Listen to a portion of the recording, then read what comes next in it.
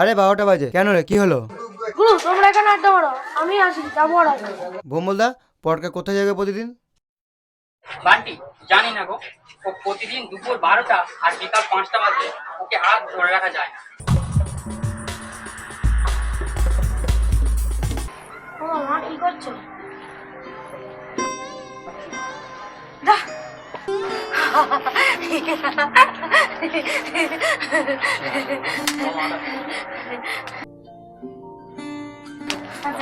এখান থেকে যা তো।